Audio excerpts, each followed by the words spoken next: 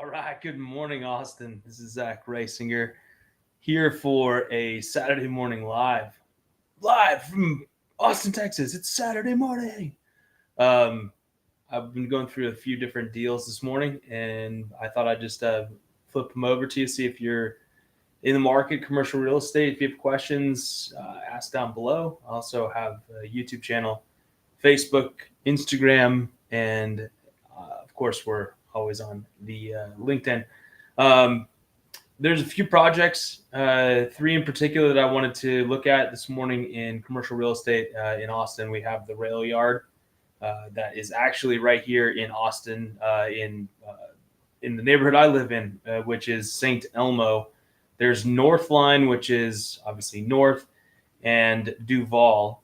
These are all notable projects that are happening right now in Austin, Texas, and they are transforming the city in a pretty monumental way. So there's a report out that just came out this week from Akela, which is a local commercial real estate brokerage. They put out an industrial space and warehouse review and analysis of Austin, Texas. If you want that report, just ping me and I'll send it on over to you. Some of the things that are happening inside of Austin, there's been a 22% growth in the city between 2010 and 2021, which is a pretty substantial growth. I moved here 7 years ago, and when I moved here, there was less than a million people, 750,000.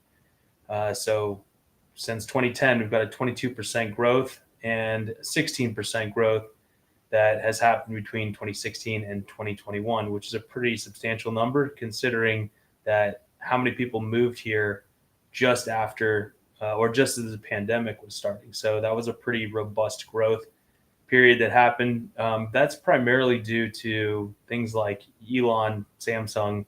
We have growth in Apple, Facebook, Meta, TikTok, all the above. And we've had several businesses relocate here, their headquarters coming out of California. It's a business friendly state. It's also an enjoyable place to live. I think there are a lot of places in the country that are great to live, but I know that Austin in particular for me has been a pretty good move. So a lot of movement happening. And in particular, we're starting to see some interesting movements happen in the office space. So as you all know, there's been quite a shift in the work from home since the pandemic. Now we're getting a lot of people that are saying it's time to come back to the office. We've rented office spaces. And they're also realizing that the sublease market for office is not great because people are not returning. They have a lot of open space inside of a lot of these offices, and it's very difficult if you don't have a set space for a person. It's difficult to plan for or accommodate who wants to be in the office and when. That has to do with parking, has to do with desk space, it has to do with a lot of things. Now, Dell has been doing this for quite a while. They've had a 3-day work week policy. This is even prior to the pandemic, but they too had an issue with determining how many desk spaces they actually needed. So when it was a mandatory work day, or it was high frequency of work day, I noticed this in my own office right now. So Tuesdays, Wednesdays, Thursdays, office is full. Mondays, Fridays, empty.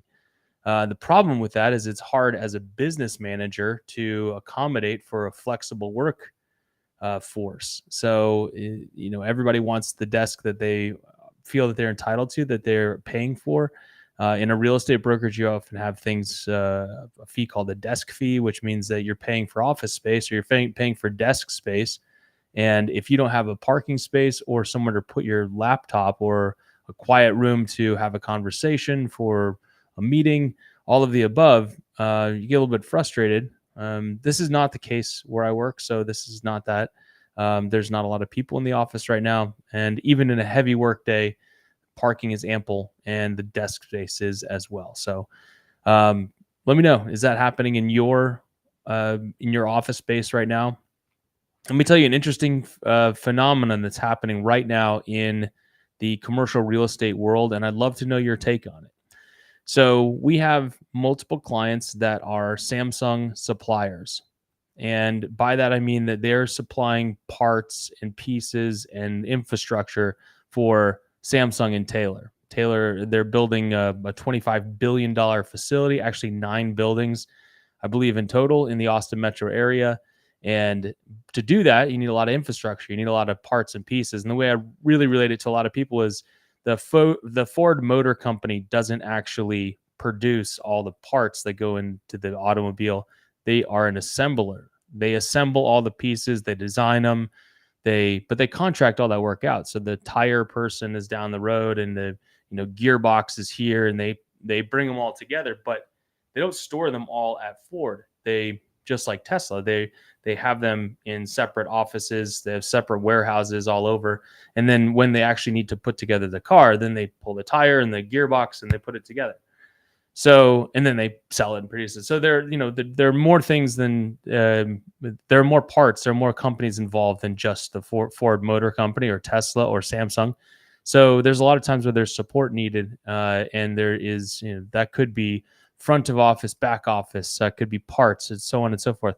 And they need to be close to the Austin metro area. Well, when we start talking about storage or warehouse, distribution, flex space, the Austin metro area has never been an epicenter of distribution or manufacturing. So when I have clients come to me from all around the world, they know me, they see me on Apple TV. We have the Apple TV channel, we have the Google channel, and we have the Chrome channel, the Fire Stick, all the above. They see me on TV. They say, "Oh, hey, Zach, I just saw you on whatever show. And I'm trying to move my business. We are trying to move our giant business to the Austin metro area. And we need somewhere that has dock high doors. We would like to buy a value add building. In other words, a 20 or 30-year-old building that has dock high doors, ample storage space, value add principles. In other words, they can improve the building, buy it, add more onto the land eventually, but they need something in the immediacy. The problem with that, as you can imagine, is because Austin has never been a transportation logistics depot. It's always gone either down to San Antonio or up to Dallas, or comes in on the boat in Houston. Because of that, there are no 30 or 40-year-old vacant warehouse buildings as you might find in San Antonio or you might find in Dallas. So builders, several of them, HPI, for example, is a big one around here, Endeavor. These groups have started building large distribution points, particularly those that are around the northern side of the city near Taylor, which is where Samsung is.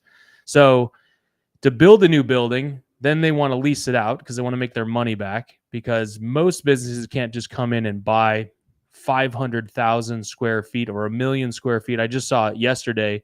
Amazon is building a 1 million square foot building in a distribution facility in Phoenix, Arizona. 1 million square feet. That's huge.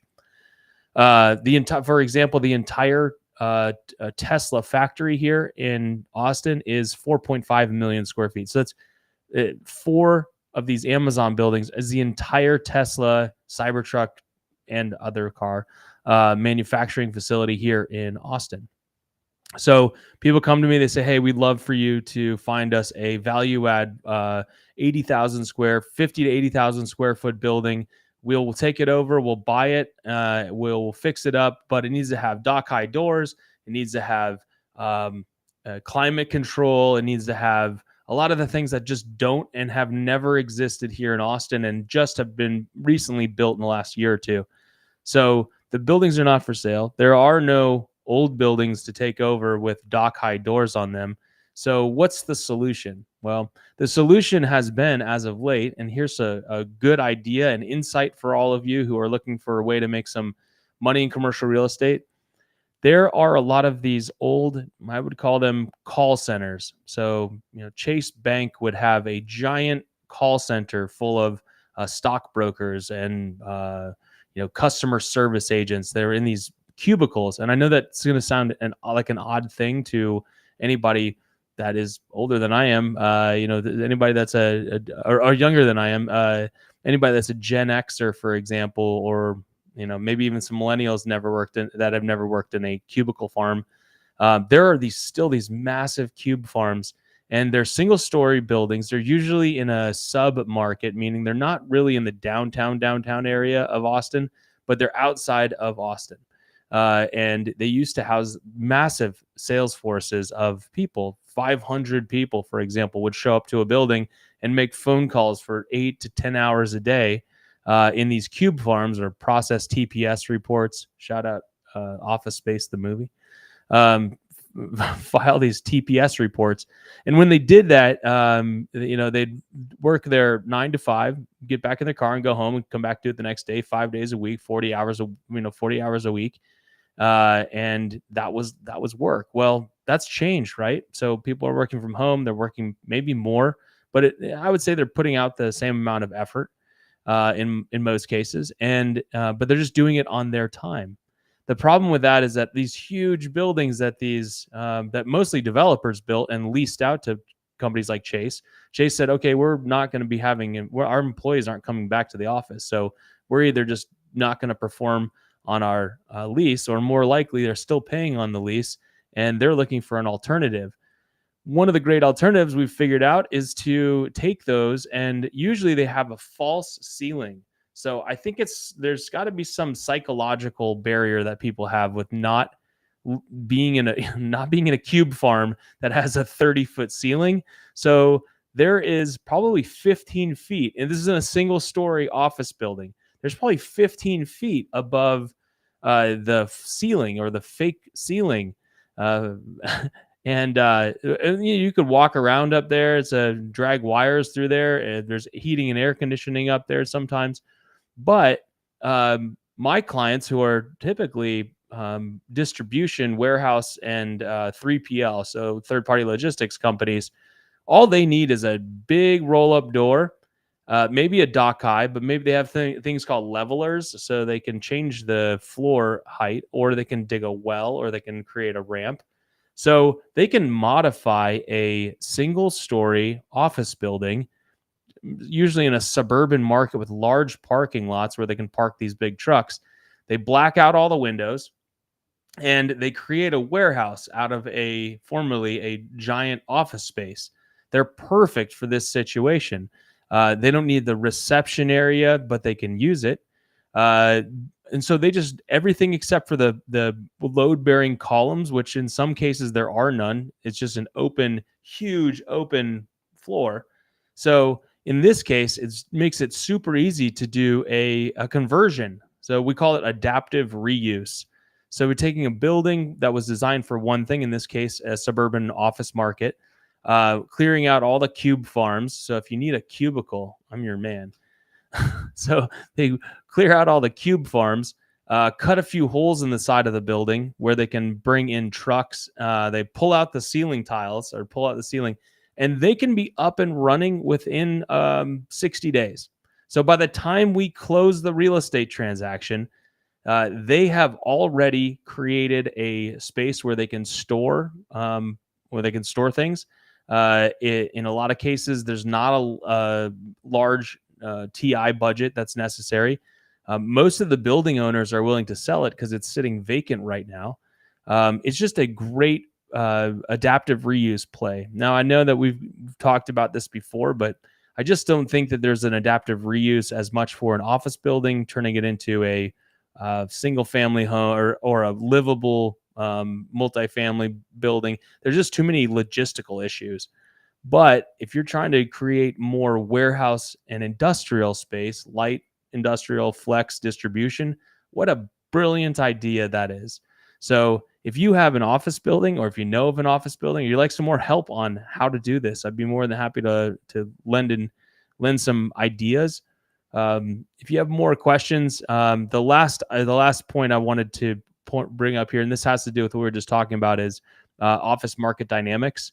So there has been in Austin, there's been a 28% increase in the office using jobs in the last 30 months, which has led to 3.1 million square feet of new 3.1 million square feet of new office space in the last year.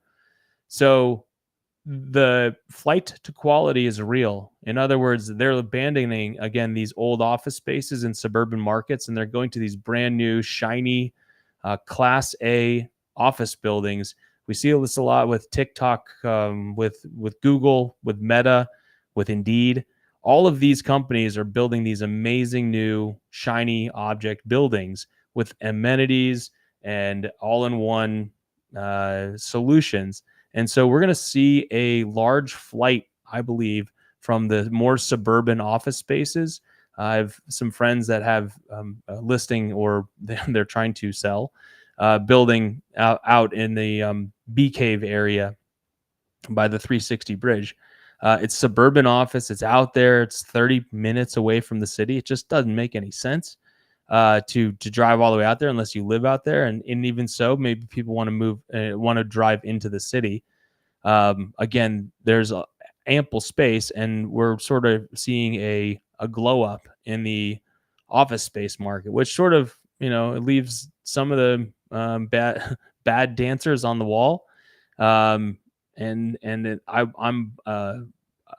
very pro for those bad dancers. So if you have an idea of suburban office, single story, and you would like some ideas of how to turn that into a distribution space, I have a ton of clients who really need warehouse and distribution storage space.